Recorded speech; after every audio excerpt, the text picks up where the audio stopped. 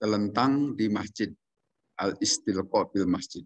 Haddatsana Abdullah bin Maslama an Malik an Ibn Syihab an Abbad bin Tamim an ammihi annahu, sesungguhnya paman Abbad itu ro'a, melihat Rasulullah, kepada Rasulullah Sallallahu Alaihi Wasallam mustalqiyan, dalam keadaan terlentang, goleran fil masjidi, di dalam masjid, wadi'an, sambil meletakkan Rasul ihda rijlaihi, salah satu di antara kedua kaki beliau, alat ukhra, di atas kaki yang lainnya. Wa Ibnu Syihabin, dan dari Ibnu Syihab an Sa'id bin Musayyab qala, berkata Ibnu Musayyab, karena ada Sayyidina Umar wa Utsman, dan juga Sayyidina Utsman, yaf'alani, memperbuat hal seperti itu, dzalika, keduanya memperbuat dzalika, seperti apa yang dilakukan oleh Rasulullah Shallallahu Alaihi Wasallam. Jadi di sini Rasulullah akhirnya di masjid itu boleh mau tidur-tiduran dalam keadaan lalang karakan gitu. Orang Suraka rapih mah lalang karakan sambil kakinya itu ditumpang. Tumpang kaki kanan di atas kiri, kiri di kanan gitu. Nah, itu tidak masalah. Nah, tentu itu dilakukan oleh Rasulullah dalam keadaan sedang posisi istirahat, bersantai, tidak dalam sedang pengajian seperti begini, kan? Atau sedang sholat berjamaah, tentu tidak. Artinya di luar sholat berjamaah, di luar kegiatan-kegiatan formalitas, beliau beristirahat, kira-kira gitu. Nah, di sini disebutkan wadzahiru anna fa'lahu sallallahu alaihi wasallam kana libayanil jawaz. Pengertian dari hadis di atas itu menunjukkan bahwa perbuatan seperti itu boleh. Artinya di masjid itu yang bebas, ya untuk dijadikan tempat istirahat. Rumah kedua orang-orang muslimin atau orang-orang beriman itu rumah keduanya masjid. Sehingga harusnya masjid itu memang dibuat nyaman untuk orang-orang beriman. Sehingga saya kira bagus di sini sudah ada wifi untuk internet kan, sehingga anak-anak barangkali lebih tertarik bermain di masjid daripada di luar kan. Demikian juga orang-orang yang lain bisa lebih betah dengan adanya internet di sini main daripada main di luar tak jelas itu, mendingan di masjid. Demikian juga sudah disediakan air minum, pakai showcase segala, pakai kulkas. Itu biar makin menyamankan jamaah dan betah kan di masjid. Sehingga masjid itu bisa berfungsi sebagai rumahnya orang beriman. Demikian juga ini dibangun demikian megah nih, saya kira termasuk megah di masjid ini supaya betah. Walaupun ya tidak semuanya betah juga, kadang-kadang ingin segera pulang dari masjid. Wa kana dzalika fi waqti istirahah. Nah, keadaan begitu itu dalam keadaan waktu istirahat. La inda mujabi'in nasi, tidak pada saat sedang berkumpulnya orang-orang, lima uriba min adatihi minal julusi bainahum. Karena yang dikenal oleh Rasulullah pada saat sedang posisi formal seperti ini, beliau itu mesti duduk di antara jamaah itu bil bikori tami, kalau dengan duduk yang bikor itu perwira, itu artinya di sini duduk dengan cara yang formal, tidak asal-asalan duduknya, atau bukan terus santai, tapi menghadapi dalam keadaan bersama orang-orang secara dalam keadaan sholat berjamaah, dalam keadaan musyawarah, dalam keadaan pengajian dan sebagainya. Beliau itu betul-betul menghadapi jamaah dengan sepenuh kesatriaan lah kita. Kira-kira begitu. Wikor itu kesatria. Dihadapi dengan baik. Bukan seperti kalau suka ada orang ngobrol kan, ngobrol itu kayak yang mau, kayak yang tidak itu. Asal-asalan itu kan. Ngobrol-ngobrol tapi mana aja gitu kan. Nah, Rasul itu tidak pernah begitu. Mesti beliau itu kesatria, dihadapi. Kalau orang yang sedang berhadapan dengan beliau. Kemudian ada komentar dari Al-Khattabi, wabihi jawazul ittikai, itu juga hadis di atas menunjukkan bolehnya al-ittika. Al-ittika itu bertelekan, ya bersantai ria di dalam masjid, fil masjid di dalam masjid, wal ittikai, dan bolehnya tidur-tiduran, gogoleran gitu kan. Wan wa'il istirahati, dan berupa berbagai macam istirahat di masjid. Sehingga saya kira masjid kita ini memang ya bagus, dalam beberapa hal sudah menjadi tempat persinggahan orang-orang beriman karena ingin ikut sholat berjamaah misalnya. Bukan penduduk ini saja, bukan penduduk Sukarapi saja, tapi juga siapapun yang mau sholat ke sinilah. Karena dalam masjid itu tidak mengenal teritorial sesungguhnya. Beda, misalnya masjid ini masjid RW 14, ya memang sih sehari-hari pengelolaannya oleh warga RW 14. Tetapi siapapun silakan masuk ke dalam masjid ini. Beda dengan di gereja. Kalau gereja itu jelas itu ada teritori yang harus terdaftar.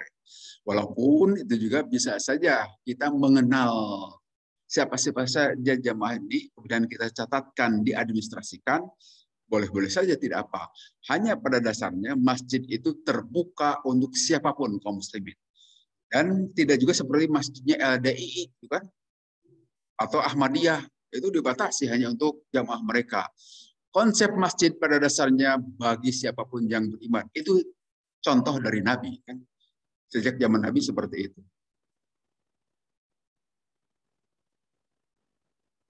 Jadi hadis di atas memperlihatkan silahkan masjid itu dijadikan tempat yang nyaman. Memang biasanya enak di masjid lebih dingin dibanding dengan kalau istirahat di tempat lain. Ya karena apa? Karena ruangannya besar kan, terbuka. Jadi udaranya lebih nyaman. Gogoleran juga silahkan. Asal jangan pada waktu sholat berjamaah, gogoleran dan sebagainya. Tapi di luar itu boleh. Masuk saudara kita juga yang sehari-hari suka gogoleran di sini kan, ya boleh saja lah. Siapa Pak Jana itu ya. Itu nyaman kalau gogoleran di masjid beliau itu. Walaupun beliau tidak pernah ikut sholat berjamaah. Nggak apa-apa. Karena ada masalah. Babul masjidi yakunu fit thoriqi min dororin bin nas. Bab mengenai masjid yang ada di jalanan, tetapi jangan sampai mengganggu orang gitu maksudnya.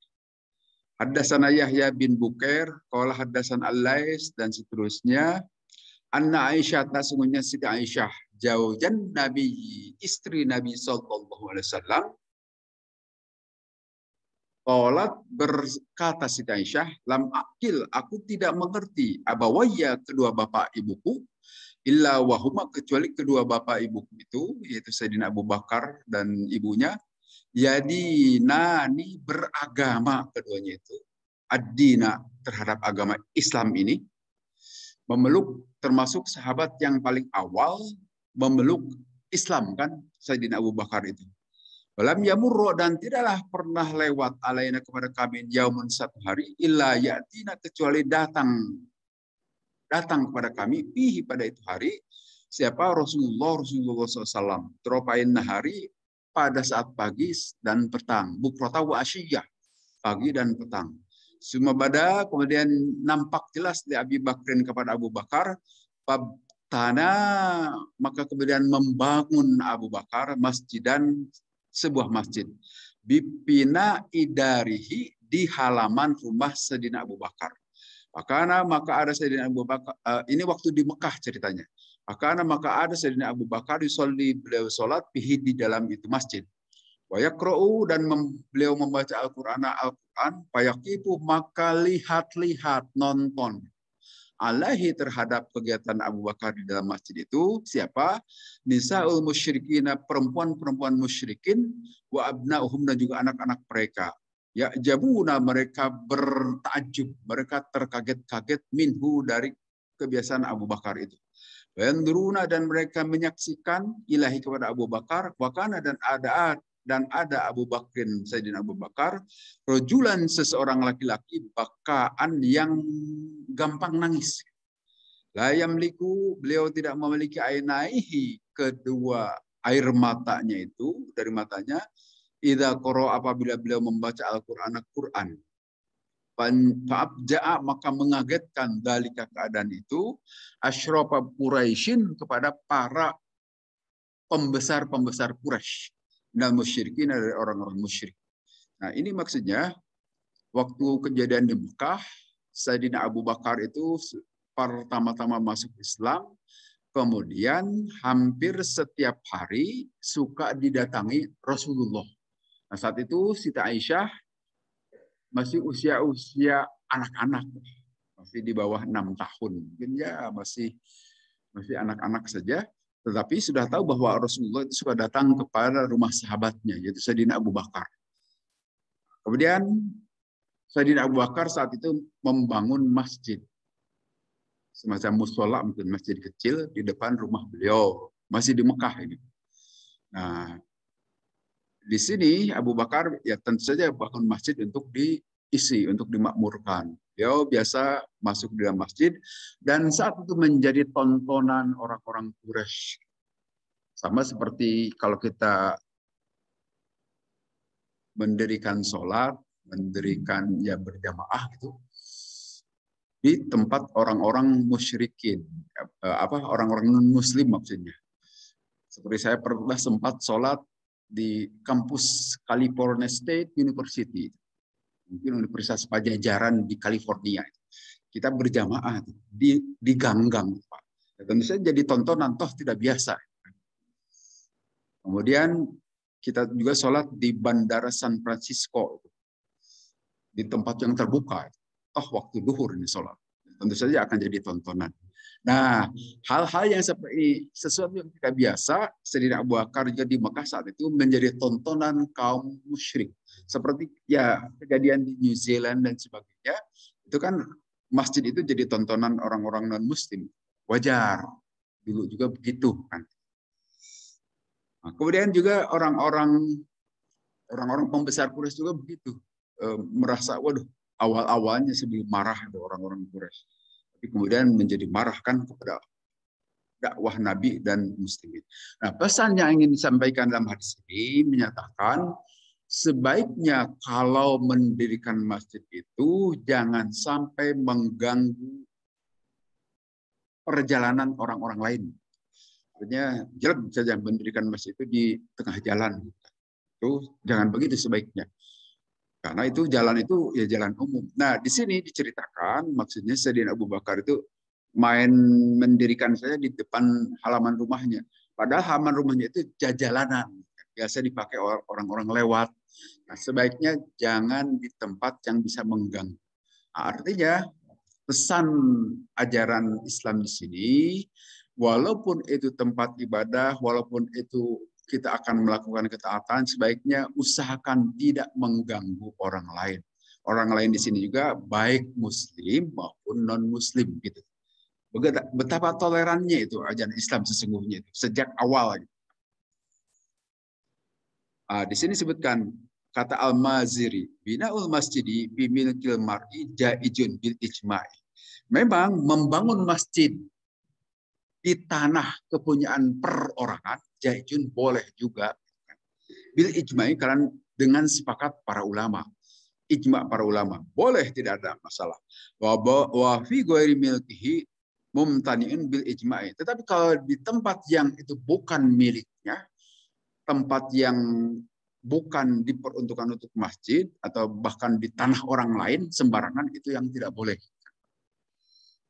Maka karena itu di sini masjid ini kan tanah ini sudah jelas memang untuk masjid peruntukannya itu tanah wakaf, maka boleh didirikan masjid di tempat yang memang untuk tanah wakaf. Nah, kemudian itu harus jelas kepemilikannya ya, sudah jelas lah kalau di kita surat-suratnya itu ya. Ada sertifikat, ada ikrar wakaf dan sebagainya. Ini tidak menyalahi. Nah, itu ajaran dari ajaran Islam bahwa dalam hal kegiatan-kegiatan baik juga tetap perlu memperhatikan situasi dan kondisi dan lingkungan. Jangan suka egois maksudnya. Perhatikan lingkungan. Itu ajaran Islam yang di dalamnya mengandung rahmatan lil alamin, itu salah satunya ke sana. Kemudian babus sholati fi masjidis suq, bab sholat di pasar. Nah, di sini disebutkan begini hadisnya. Haddatsana Musaddad qala haddatsana Abu Muawiyah an Abi Hurairah, dari Abi Hurairah. Qala anin Nabi sallallahu alaihi wasallam. Qala, bersabda Nabi, salatul jami'i, salat berjamaah itu tazidu, menambah ala sholatnya, terhadap sholatnya sendiri, fi baitihi, di rumahnya, wa sholatihi, dan sholatnya fi suqi, di pasarnya, khamsan wa ishrina darajatan, 25 derajat. Fa inna ahadakum, sungguhnya salah seorang di antara kalian, idza tawaddoa, apabila wudu, fa ahsana, maka kemudian membaguskan wudunya, sempurna maksudnya, tidak asal-asalan, wa ata, dan kemudian dia mendatangi al-masjid, ke masjid, la yuridu, tidaklah dia menghendaki kedatangan ke masjid itu, illa sholat, kecuali untuk melakukan sholat berjamaah, lam yakhtu, tidaklah dia melangkah khutbatan, dengan satu langkahan, illa rofa'ahu, kecuali mengangkat terhadap orang itu, Allah biha, dengan langkahnya itu, darajatan, derajatnya. Wahutto, atau wahatto, dan Allah menghapuskan anhu, dari orang itu, khotiatan, kesalahannya. Hatta yadkhula, sehingga dia masuk al-masjid, ke dalam masjid. Wa idza dakhala, dan apabila masuk yaitu al-masjid, ke dalam masjid, kana ada fi sholatin, dalam keadaan sholat, maka selagi ada sholat itu, tahbisuhu, menahan orang itu dalam posisi sholat. Waktu sholli, dan dia waktu sholli, dan akan memohonkan ampun. Siapa? Al-malaikatu, para malaikat, madama, selagi ada orang yang sholat tadi, di masjid, di tempat sholatnya. Alladzi yusolli, yaitu di tempat dia sholat. Fihi, di itu tempat itu, dengan ucapan doa malaikat itu, Allahumma ghfir lahu, Allahumma arhamhu, malam yuhdisu fihi. Ya Allah, ampunilah orang yang ada di tempat sholatnya itu. Ya Allah, rahmatilah orang yang ada di tempat sholatnya itu, selagi dia belum hadas atau belum berpindah tempat. Ini seperti hadis yang sebelumnya. Jadi ini keutamaan sholat berjamaah di masjid. Ini hadis Bukhari, saya kira hadis sahih. Dan banyak hadis-hadis yang terkait dengan ini. Artinya mutawatir hadis sholat berjamaah itu. Sampai-sampai nanti ada salah seorang imam madhab Maliki kalau tidak salah, menyatakan wajib sholat berjamaah bagi laki-laki. Sedangkan madhab Syafi'i itu sunnah muakkad. Karena kita para pengikut madhab Syafi'i ngikuti sunnah muakkad saja, kan? Walaupun itu juga maksudnya sunnah, tapi sangat dikuatkan. Usahakan, apalagi sedang tidak ada kerjaan lain di rumah, kenapa tidak sih? Utamakan seharusnya. Jangan sibuk karena pekerjaan, harusnya pekerjaan itu nomor 2 setelah sholat. Sholat berjamaah utamakan. Mengapa tidak mengerjakan kerjaan lain? Karena saya sibuk mau melakukan sholat. Harusnya dibalik begitu. Sekarang umumnya kita kaum muslimin kan, waduh, saya tidak bisa sholat berjamaah karena sibuk, sedang bekerja di pasar, sedang bekerja di kantor, sedang ngajar. Nah, kalau dikasih jadwal ngajar, tolong jangan nyerempet dengan waktu sholat. Di luar itu saja. Supaya bisa sholat berjamaah ke masjid. Di kampus juga begitu. Nah, seharusnya sholat itu nomor 1 dikaitkan dengan kegiatan lain. Utamakan. Supaya tidak menyesal nanti. Saya yakin akan menyesal. Kemudian di sini sebutkan itu tazidu. Jelas ini saya kira pengetahuan umum kita. Kalau di dalam hadis ini sebutkan 25 derajat. Kalau dalam hadis lain 27. Tetapi ini artinya betapa berlebihannya sholat berjamaah itu, tingkat itu. Utamakanlah. Apalagi yang tinggal di sekitar masjid ini. Aduh, sangat rugi kalau tidak sholat berjamaah di dalam masjid ini. Sangat rugi. Pasti menyesal, saya yakin. Kalau mengabaikan itu. 25 derajat itu. Karena gini, kalau kita sholat di dalam rumah itu diibaratkan seperti begini. Sering pernah disampaikan seperti seorang karyawan. Seorang karyawan itu misalnya begini, sehari-hari di kantor. kantornya itu di Bandung katakanlah gitu. Kemudian dia ditawari bagaimana mutasi itu ke Balikpapan itu kan, ke Kalimantan. Wah, tidak mau, Pak. Saya lebih enak di Bandung gitu kan. Tetapi kemudian si kepala kantor itu bilang, kamu dimutasikan ke Balikpapan, tetapi dikasih kelebihan-kelebihan kan. Di sana itu ada tunjangan kemahalan, karena Balikpapan itu lebih mahal dibanding Bandung. Maka gajinya yang di sini 100%, di sana 200%. Tambah tunjangan rumah, tunjangan perjalanan, dan tunjangan-tunjangan yang lain. Nah, setelah ditawari kelebihan gitu, oh dia mau berangkat ke Balikpapan. Apalagi jabatannya dinaikkan, dipromosi, kan?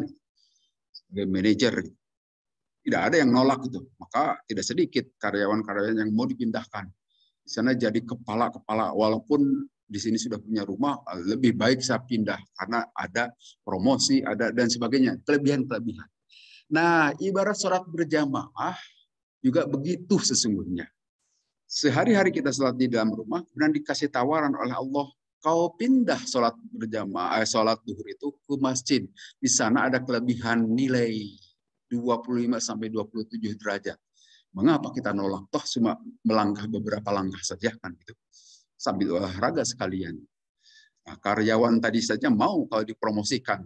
Karena promosi di sini bukan hanya 27 derajat. Disebutkan nih, apabila seseorang wudhu di dalam rumah kemudian membaguskan wudhunya dan dia datang ke masjid, tidaklah datang ke masjidnya kecuali untuk melakukan sholat, maka setiap langkahnya itu bernilai. Langkah kaki kanannya itu menaikkan derajat di hadapan Allah. Langkah kaki kirinya itu menghapus kesalahan.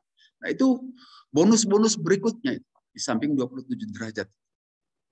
Allah memberikan jaminan.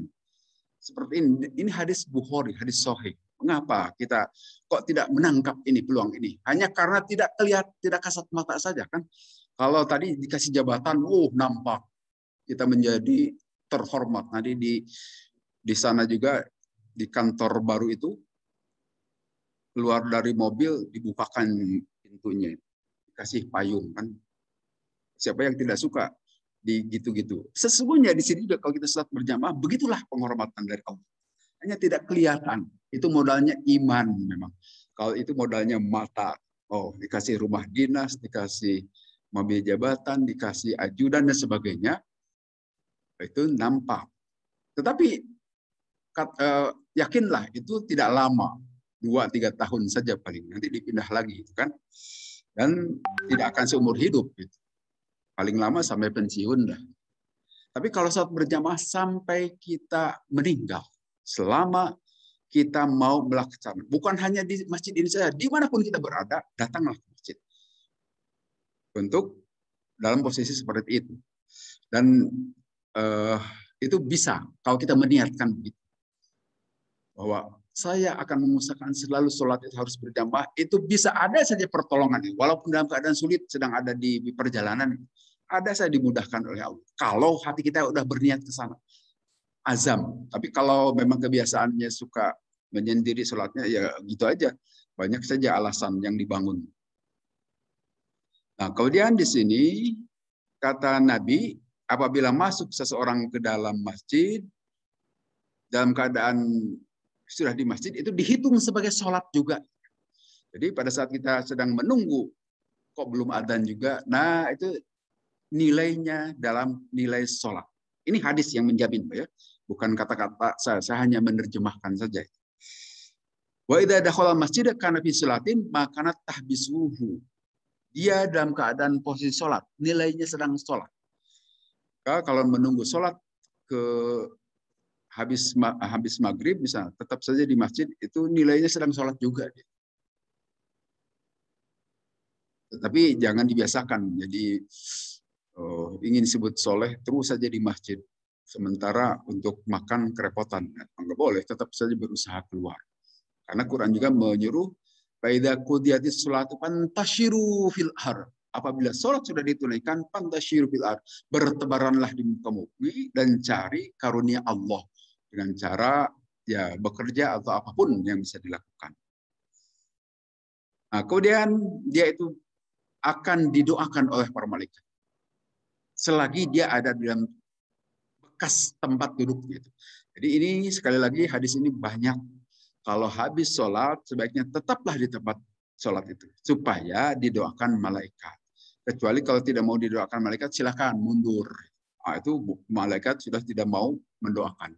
Itu penerjemahan pengertian secara harfiahnya begitu. Tetapi bisa juga ditafsirkan orang itu selalu menjaga sholatnya. Nah, selama dia menjaga, selalu perhatian terhadap waktu sholat, maka selama itu juga akan dipelihara, dijaga oleh doa-doa para malaikat. Tetapi secara harfiah kita usahakan tetap saja di tempat sholat. Jangan, karena bisa mengganggu yang lain. Walaupun bisa ditafsirkan lain. Hanya di sini sekali lagi, al-muradul masajidi fitar jamaati mawadhi'u iqa'is shalah. Al-abniyah al-mawdu'ah lidzalik. Ya, yang dimaksud dengan masjid-masjid di sini itu tentu saja tempat-tempat yang bisa dilakukan itu sholat. Karena begini, pengertian masjid dalam ajaran Islam itu masjid itu seluruh muka bumi itu masjid kan.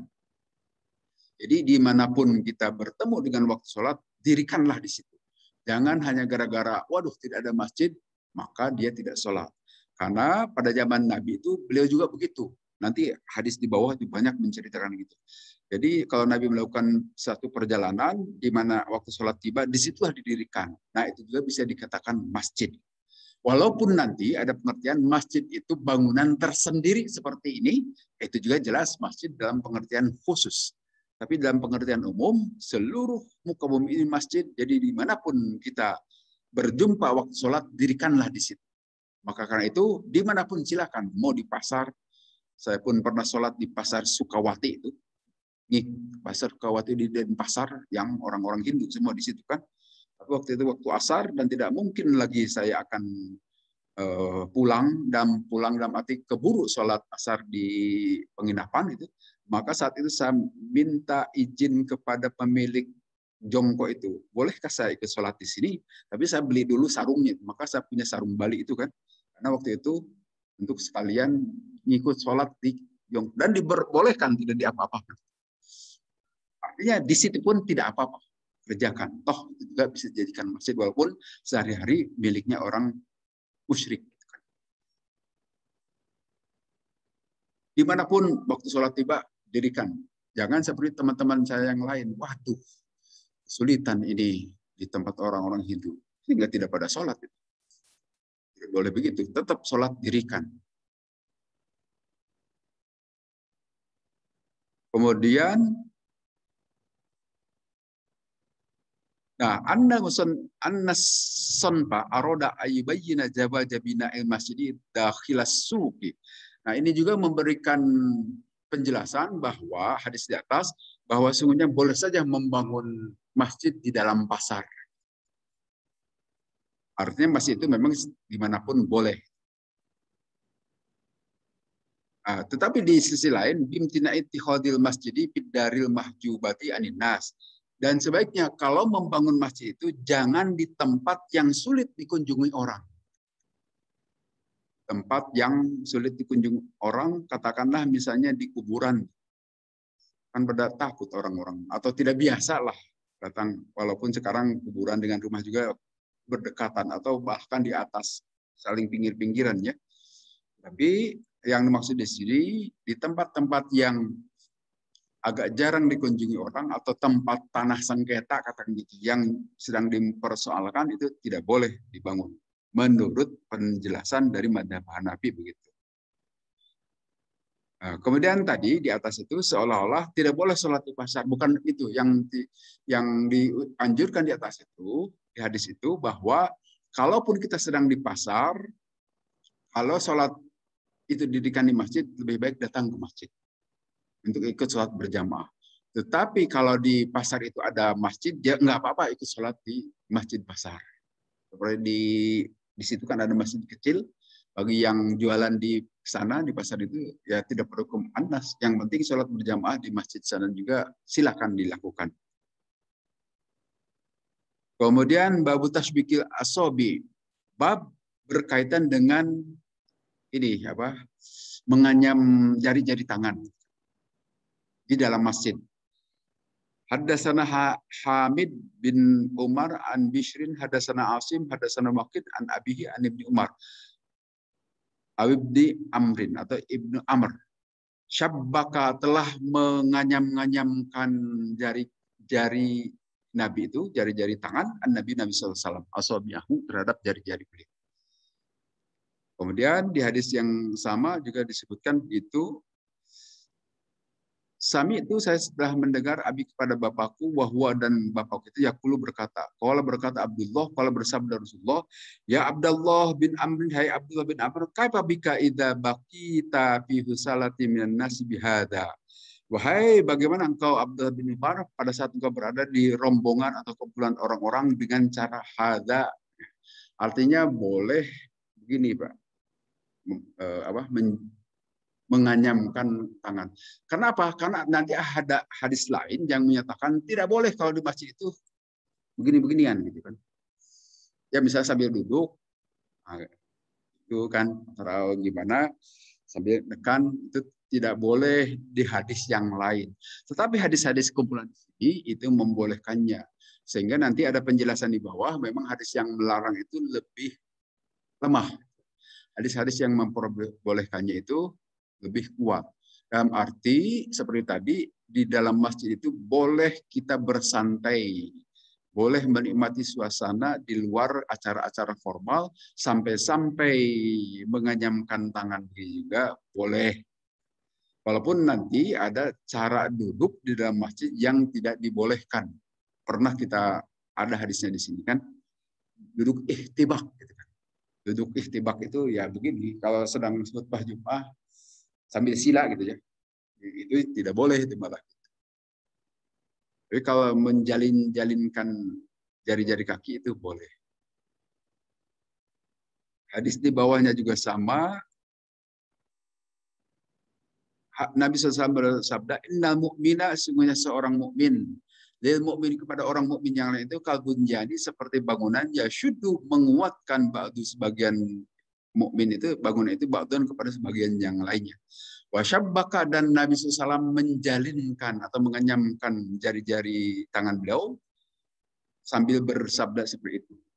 Ini hadis yang sudah sering kita dengar juga. Seorang mukmin itu seperti tubuh yang satu, harus bersatu. Seorang mukmin terhadap mukmin yang lain. Sebagaimana dalam satu tubuh, kalau sakit bagian tubuh yang lainnya juga merasakan. Mata yang sakit, maka yang lainnya merasakan. Gigi yang sakit, yang lainnya merasakan. Artinya satu tubuh begitu. Harusnya begitu, Pak. Kaum yang beriman. Walaupun dalam prakteknya tidak gampang itu, saling terjadi pertentangan saja. Tetapi konsep awalnya begitu. Dan ini akan kejadian pada satu waktu nanti, bersatu. Karena dalam sebuah hadis juga Nabi menyatakan salah satu doa yang tidak diijabah oleh Allah terhadap Nabi, yaitu permintaan Nabi supaya kaum muslimin ini jangan terpecah belah. Nyatanya doa itu tidak dikabulkan oleh Allah. Akan terjadi terpecah belah. Jangan-jangan sekarang, waktu awal-awal zaman para sahabat saja sudah mulai kan keterpecahan itu. Ada kaum yang mengikuti Muawiyah, ada ikut Sayyidina Ali, ada juga yang Khawarij, itu kan sudah mulai macam-macam itu. Sekarang lebih-lebih, kalau sekarang kan sulit menyatukan. Tapi alhamdulillah terjadi persatuan di Afghanistan. Kalau Allah sudah menurunkan rahmatnya, di kita juga bisa nanti bersatu kembali. Kemudian hadis berikutnya. Haddatsana Ishaq dari Abi Hurairah. Qala berkata Abu Hurairah, salatlah salat bina bersama kami, siapa Rasulullah SAW, ihda salatil asyi, salah satu dari dua salat malam. Qala berkata Ibnu Sirin, samaha mengatakan atau menamai terhadap saya itu Abu Hurairah, walakin nasi itu tapi aku lupa, anak itu aku. Qala pasalla, kemudian berkata lagi Ibnu Sirin, pasolah maka telah sholat bina berserta kami rokaatain Nabi itu rokaatain 2 rakaat summa sallama, kemudian salam Nabi. Faqoma, kemudian Nabi berdiri ila habasyatin, ke sebuah kayu tiang ma'rudatin yang ada di masjid, di dalam masjid. Pataka, maka beliau bersandar, bertelekan alih ke kayu tadi. Karena seolah-olah kelihatan Nabi itu godbanu, dalam keadaan lagi agak marah. Doa, dan beliau meletakkan yadahul yumna, tangan kanan, ala yusra, terhadap tangan kiri. Wasyabbaka, dan beliau menjalinkan kedua tangannya itu baina asabi, di antara jari-jarinya. Doa, dan menyimpan Nabi khuddahu, pipi beliau itu ala aimana, yang sebelah kanan, ala dohri kafihi yusra, disimpan beginilah, kira-kira begini. Wakharojat, dan keluar Nabi, wakharojat, dan keluar, wakhoroja as-sur'anu, Nabi dalam keadaan cepat, min ababil masjid, dari pintu masjid. Waqalu, kemudian para sahabat yang ada di dalam masjid itu rame-rame berkomentar, usiratis sholat, telah dikosor ini sholat. Ini bisa jadi sholat duhur atau sholat isya ini, karena malam ya. Wabila kami, dan di antara jamaah itu Abu Bakrin, ada Abu Bakar, Umar, dan Sayyidina Umar, fahaba, keduanya agak enggan, ayyukalimahu, untuk membawa atau untuk berbicara kepada Nabi. Wabila kami, dan juga di dalam kaum itu, di kumpulan jamaah di masjid, rajulun, ada seseorang, piyadahi, kedua tangan orang itu turun panjang. Yuqalu, sehingga dinamai orang itu Dzul Yadaini, yang memiliki dua tangan panjang. Ola, berkata itu Dzul Yadain, ya Rasulullah, bertanya itu, ya Rasulullah, anasita, apakah engkau lupa, ampusirat, atau telah dikosor as-sholatu sholat? Ola, menjawab Nabi, lam ansa, aku tidak lupa, walam tuksor, dan tidak dikosor itu sholat. Pakola, kemudian Nabi bertanya kepada jamaah yang ada di dalam masjid, akama yaqulu Dzul Yadain, apakah benar apa yang disebutkan oleh Dzul Yadain, bahwa tadi sholat isya yang seharusnya 4 rakaat, Nabi hanya melaksanakannya 2 rakaat.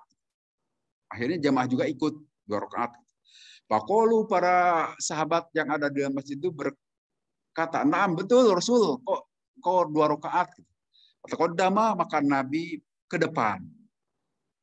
Ke saf pertama, bisa jadi begitu. Pasolah, kemudian Nabi sholat lagi, mataroka, apa yang beliau ketinggalan 2 rakaat lagi. Summa sallama, kemudian beliau bersalam. Summa kabbaru, kemudian beliau bertakbir, wasajada, dan sujud misal sujudi, seperti sujud beliau biasanya, atwala, atau lebih panjang. Summa rafa'a ra'sahu, kemudian beliau mengangkat kepala beliau, Nabi, wa kabbaru, dan takbir, summa kabbaru, kemudian takbir lagi, wasajada, dan sujud bisa sujudi, seumpama sujud Nabi, atwala, atau lebih panjang. Summa rafa'a ra'sahu, kemudian beliau mengangkat kepala beliau, wa kabbaru, dan takbir, farubbama sa'aluhu, maka pada saat bertanya itu para sahabat kepada yang meriwayatkan hadis, summa sallama, apakah mengucap salam Nabi setelah sujud? Fayaqulu, maka berkata, Nubi itu diberitakan, anna Imran bin Husain, bahwa perawi hadis Imran bin Husain, qala, berkata, summa sallama, kemudian Nabi salam. Ini hadis panjang dengan berbagai macam. Jadi di dalam Masjid Nabawi itu, habis sholat isya, Nabi Sallallahu Alaihi Wasallam mungkin ada satu masalah, beliau ada kelihatan mukanya murung, mungkin begitu, karena kata para sahabat godban itu ya dalam keadaan mungkin kelihatan dari raut muka beliau, atau saya tidak tahu terjemahan yang lain, bisa jadi salah saya menerjemahkannya, dalam keadaan tidak baik. Setelah itu kemudian Nabi menyender di sebuah tiang. Nah, setelah itu Nabi keluar. Nah, orang-orang ribut, loh, tadi sholat ini kok dikosor gitu ya. Sholat isya nampaknya nih, malam. Yang harus 4 rakaat jadi 2 rakaat. Nah, para sahabat yang lain tidak berani protes kepada Nabi saat itu. Termasuk Sayyidina Abu Bakar dan Sayyidina Umar. 2 orang sahabat yang sangat dekat dengan Nabi. Bahkan mertua Nabi. Tidak berani itu. Tetapi ada seseorang yang berani. Namanya Dzul Yadain. Karena tangannya panjang. Tangan panjang itu kan jadi jelek. Kalau ini memang tangannya panjang mungkin ya, lebih panjang dari biasanya. Maka disebut Dzul Yadain, hei si orang yang punya tangan panjang. Gitu. Nah, beliau itu berani. Dan ini juga salah satu yang baik di antara para sahabat yang suka kritis. Kan kita juga coba kepada pimpinan kita di sini. Pada ketua RW, ketua RT, atau kelurah, beranikah kita protes di tengah-tengah pidato beliau atau di tengah-tengah, kan agak sungkan-sungkan. Nah, Nabi itu, zaman Nabi itu tidak begitu. Para sahabat itu kritis. Kalau ada yang tidak jelas, bertanya langsung. Dan boleh itu, dibolehkan oleh Nabi. Dan Nabi memberikan penjelasan, tidak marah. Kalau di kita kadang-kadang bertanya itu marah. Di demo saja, ditangkap itu oleh polisi. Nah, kalau zaman Nabi justru dikasih penjelasan. Nah, kata Dzulyaden itu, wahai Rasulullah, apakah sholat tadi dikosor atau engkau lupa? Gitu kan. Kata Nabi, saya tidak lupa dan tidak dikosor. Artinya Nabi tidak tahu bahwa itu sholat itu 2 rakaat. Tetapi ini pelajaran dari Allah untuk ngajari kepada kita bagaimana kalau kita lupa dengan rakaat. Nah, nanti itunya pelajarannya itu Nabi setelah diberitahu dan diyakinkan oleh jamaah yang lain bahwa betul engkau tadi itu melakukan sholat isya itu hanya 2 rakaat. Nabi akhirnya maju menambah 2 rakaat lagi. Jadi tidak perlu diulang dari awal, tambah saja 2 rakaat lagi. Kemudian setelah salam beliau sujud sahwi. Nah, di sini diberikan ajaran sujud sahwi itu selesai dulu sholat baru sujud sahwi kalau di hadis ini. Kalau di hadis lain sebelum salam sujud sahwi. Dua-duanya boleh saja. Contoh di sini kita sudah salam, kemudian Nabi takbir. Takbir itu untuk apa? Untuk sujud sahwi. 2 kali sujud sahwi, sujud lupa sahwi itu kan. Kemudian duduk, setelah itu sujud lagi, kemudian duduk lagi, salam. Nah, jadi apabila kita lupa, kemudian lupanya itu sudah selesai sholat, sudah salam, sudah jalan-jalan kemana-mana, kemudian ada yang memberitahu, tuh tadi kok sholatnya kurang 1 rakaat. Nah, nggak apa-apa, langsung saja sholat lagi. Tambah saja 1 rakaat. Tapi setelah 1 rakaat itu, kita tambah sujud sahwi. Nah, nanti dalam pelajaran yang lain, dalam hadis-hadis yang lain, sujud sahwi itu bisa dilakukan sebelum salam. Atau kalau sedang berjamaah bisa juga beritahu saja itu imam kalau kurang rakaatnya dengan ucapan subhanallah kalau untuk jamaah laki-laki. Kalau jamaah perempuan dengan cara gitu kan tepuk tangan apa gitu tah keras. Tidak boleh pakai subhanallah kalau untuk perempuan. Tapi kalau untuk laki-laki subhanallah. Hanya kalau para ibu saya kira belum pernah pengalaman gini-ginian kan ya. Karena jauh juga ke imamnya. Yang memberitahukan itu biasanya ini jamaah laki-laki. Nah, ini juga menunjukkan bolehnya tasbik. Tasbik itu tadi menjalinkan tangan-tangan di dalam masjid.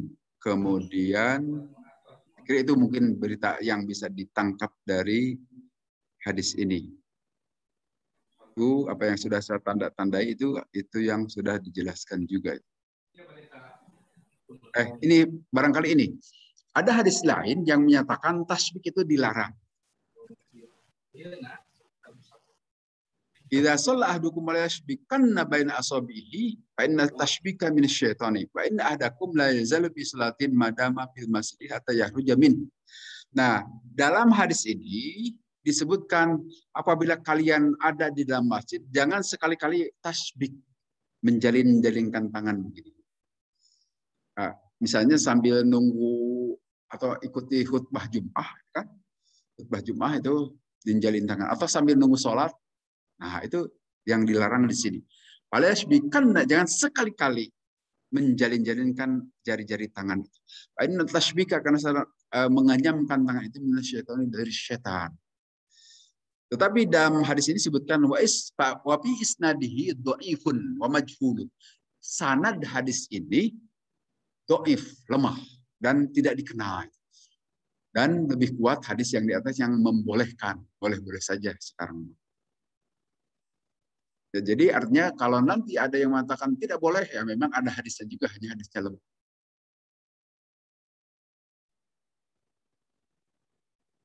Kemudian di hadis berikutnya, babul masjid allati ala turukil Madinah. Bab mengenai masjid-masjid di jalan-jalan Madinah. Jadi ini yang tadi saya katakan, ini hadisnya banyak nih dan panjang-panjang. Saya ringkas saja tujuan dan maksudnya itu begini. Hadis-hadis ini, karena saya sebelumnya sudah baca. Jadi untuk pengajian kurang lebih 1 jam, persiapannya itu bisa 5-6 jam. Artinya sudah saya pelajari dulu, jangan khawatir. Dari mana tahu? Oh, udah dibaca jauh lebih lama dibanding dengan di acara ini. Biasa begitu. Kalau mau ngajar 1-2 jam, oh mempelajarinya itu berjam-jam. Nah, di sini disebutkan seperti tadi bahwa Nabi SAW itu sering melakukan perjalanan dinas kalau sekarang. Nah, dulu masjid itu kan belum banyak zaman Nabi itu. Yang ada paling di Madinah, di Kuba, itu saja masjid yang dikenal saat itu. Dan paling ada masjid-masjid di tempat-tempat yang jauh-jauh. Nah, pada saat Nabi SAW bertemu waktu sholat, kemudian di sana hanya memang di situ tempatnya, maka Nabi selalu sholat di tempat itu, walaupun di tempat terbuka, di tanah terbuka, di tanah lapang. Lakukanlah itu sholat. Jangan sampai terhalang kita tidak mau melakukan sholat gara-gara tidak ada masjid. Nah, memang kalau dalam ajaran agama zaman dahulu, para nabi dahulu, seperti Nabi Musa, umatnya itu tidak boleh melakukan sholat kecuali di tempat sholat, di masjidnya. Kemudian sekarang oleh orang-orang Yahudi kan dikatakan tempat ibadah mereka itu sinagog, gitu kan. Nah, mungkin sinagog itu mirip masjid zaman kita, hanya menggunakan bahasa mereka, sinagog atau temple, atau nanti di kaum Nasrani itu di gereja, kan. Nah, itu hanya boleh ibadah di dalam masjidnya. Nah, keistimewaan umat Nabi itu tidak selalu harus di dalam masjid. Dalam pengertian masjid begini, dalam keadaan darurat silahkan lakukan dimanapun. Hanya dalam keadaan normal, usahakan di dalam masjid formal juga. Harus membedakan, toh Nabi tidak mengharuskan di dalam masjid. Nah, itu dalam keadaan-keadaan apa? Gitu. Itu hanya untuk menyatakan bahwa jangan gara-gara tidak bertemu masjid, kita tidak melakukan sholat. Atau jangan gara-gara kita di perjalanan, waduh pakaian saya hanya ini dari pagi sampai sore, kotor. Gara-gara kotor tidak mau sholat. Sering tuh saya menemui ya begitu. Jangan gara-gara itu akhirnya sholat tidak dikerjakan. Atau karena tidak tahu mana arah kiblat tidak melakukan sholat. Itu mah syarat-syarat dalam keadaan normal, normatif gitu. Di luar normal itu bisa tidak diikuti itu syarat itu. Malahan saking wajibnya sholat itu dalam keadaan perang saja ada yang namanya sholat syiddatul khauf, gitu kan? Sholat yang sambil lari-lari. Saking pentingnya sholat tidak boleh pernah ditinggalkan selama hayat kandung badan, selama ingatan dalam normal. Kecuali kalau sudah koma boleh tinggalkan sholat. Atau ingatannya sakit, boleh tidak perlu sholat. Tapi selama normal, tidak boleh pernah. Termasuk dalam keadaan sakit separah apapun. Kalau kita kan, ya udah, kalau sudah sakit, lupa sholat. Justru pada saat sakit itu jangan lupa sholat. Siapa tahu mati pada keadaan itu. Dalam keadaan sholat lebih baik kan. Ini saya tegaskan lagi, karena pengertian ini belum semua kaum muslimin paham. Dikira sholat itu dalam keadaan normal saja. Sholat itu selama hayat di kandung badan. Dalam keadaan apapun. Dalam keadaan perang saja, dalam ajaran Quran ada syiddatul khauf. Sholat dalam keadaan perang, dalam keadaan bencana, jangan pernah lupa itu sholat. Dengan berbagai macam cara tentu saja. Ya, tidak harus, harus berjamaah di masjid. Tidak. Silahkan bagaimana saja caranya. Walaupun tidak dengan gerakan, tetapi sholat lakukan. Dengan sekemampuan saat itu. Ini saya kira pesan hadis ini kira-kira ke sana. Jadi dimanapun lakukan.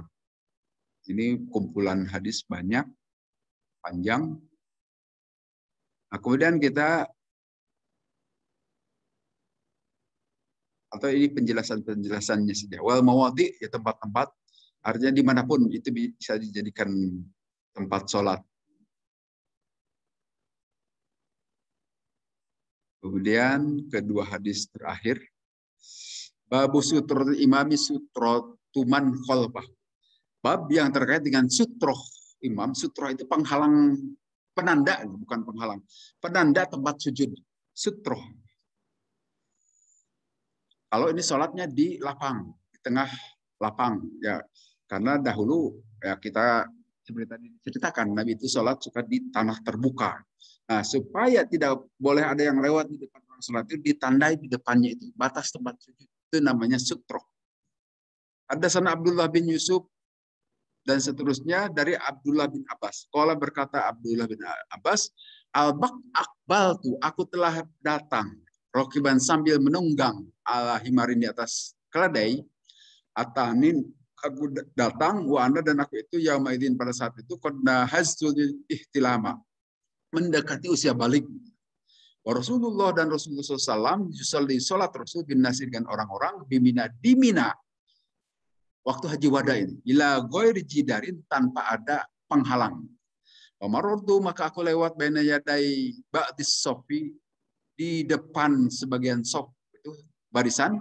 Pada zal tu maka aku turun, wa arsaltu, dan aku membiarkan atan terhadap itu timar itu, tartau, merumput, mengambil makanan, wadakhaltu, dan aku masuk sofi, di dalam sof tadi. Palayun kir, maka tidak ada yang mengingkari, tidak ada yang menegur dari terhadap aku nyelenap masuk ke dalam sop itu, alaya kepadaku ahadun seseorang. Nah, ini hadis menjelaskan kalau sholat di lapangan. Dulu lapangan itu yang biasa digunakan oleh Nabi sebagai tempat sholat Idul Fitri, Idul Adha disebutnya musola. Musola itu lapangan. Tapi pengertian di kita itu musola itu masjid kecil kan ya. Pada pengertian zaman Nabi itu musola itu lapangan tempat sholat Idul Fitri, Idul Adha. Nah, kalau dulu karena di musola itu ya tidak dibatasi, maka Nabi suka meletakkan itu tongkatnya. Tongkat itu di depan tempat sujud supaya tidak ada orang lewat di situ. Nah, tongkat yang digunakan oleh Nabi itu sebagai sutroh itu cukup mewakili jamaah di belakangnya. Artinya masing-masing jamaah tidak perlu menyimpan tongkat masing-masing, nggak usah. Walaupun kalau mau menyimpan masing-masing juga boleh saja. Kalau di kita kan menyimpan sendal, depan boleh. Kalau sendalnya tidak ada najis, ya artinya tidak mengandung najis. Kalau sendal biasalah dipakai dari rumah, simpan saja di depan kita. Itu juga sebagai sutroh sebetulnya, penanda supaya tidak ada orang lewat di tempat sujud kita. Tetapi sesungguhnya sutroh itu kalau sholat berjamaah cukup sutrohnya imam. Saya kira nambah istilah baru kita, sutroh. Nah, kemudian saat itu juga disebutkan oleh Ibnu Abbas tadi, beliau itu seseorang yang masih usia balik, mungkin usia belasan tahun, 12-13 tahun itu, sambil nunggang himar, keledai, masuk saja ke situ, dan himarnya itu, ya mungkin kalau sekarang bawa motor gitu ya, bawa motor ke tempat itu, kemudian motornya diparkir, beliau masuk ke dalam saf yang masih ada tempat.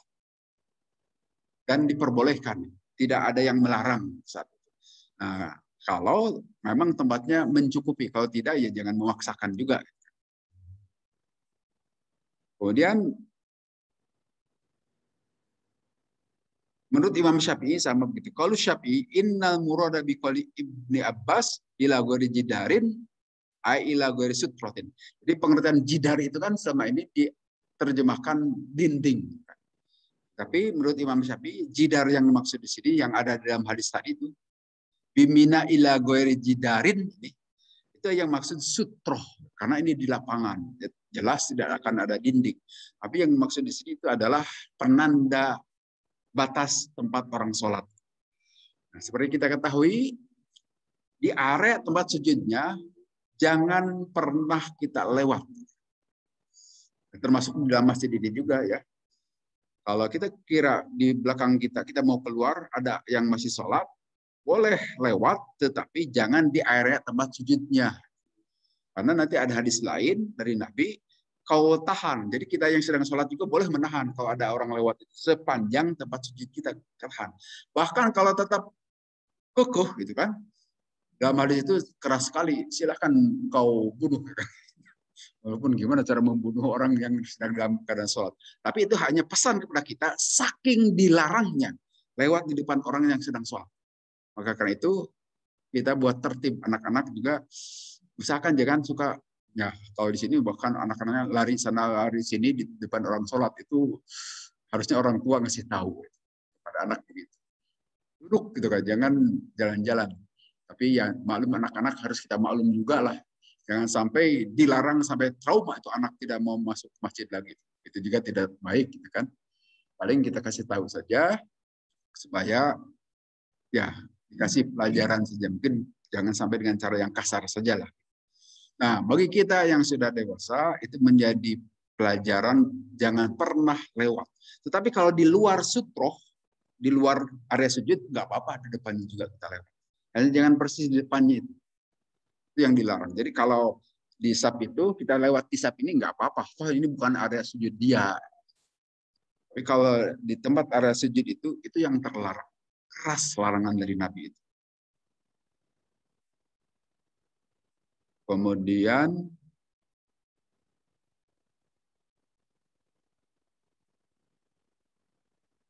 wastadalla bi ala anna mururul himari la yaqta'u shalah.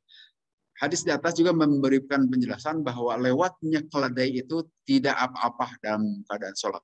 Artinya di lapangan itu kan, kalau di lapangan besar itu kan pakai motor, bawa mobil, nggak apa-apa juga dimasukkan. Asal cukup. Dan tidak mengganggu sab-sab tempat sholat. Tapi kalau sekedar masuk ke dalam sana tidak apa-apa. Nah, kemudian terakhir satu lagi. Haddatsana Ishaq, haddatsana dan seterusnya dari Ibnu Umar, anna Rasulullah sesungguhnya Rasulullah SAW, karena ada Rasul idza kharaja yaumal idi, apabila beliau keluar pada salat Id, amaro bil hirbati, beliau memerintahkan bil hirbati dengan tongkat, dengan tombak. Waktu doa maka disimpan itu tombak itu baina yadahi di depan Rasul. Fa yusalli, maka kemudian salat Rasulullah ilaiha di depan tombak itu, wan nasu dan orang-orang. Waro'ahu di belakang Nabi. Wakana ada Nabi yang aludalika memperbuat itu pisapari dalam keadaan di perjalanan. Wan sama itaudha al umaro. Nah, kemudian para sahabat mengikutinya. Jadi seperti tadi disampaikan, Nabi itu sering melakukan sholat di tanah-tanah lapang pada saat di perjalanan.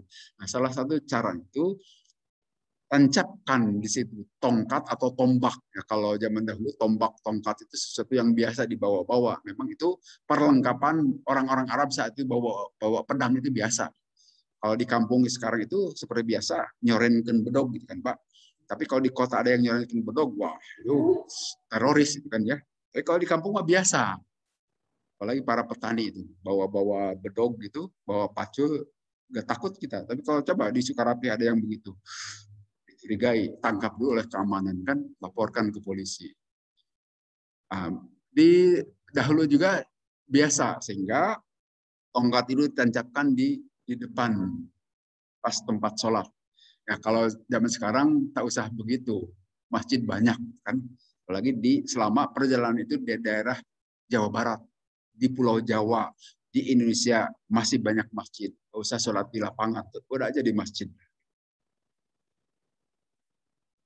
Itu saya kira bahasan-bahasan di dalam pagi ini.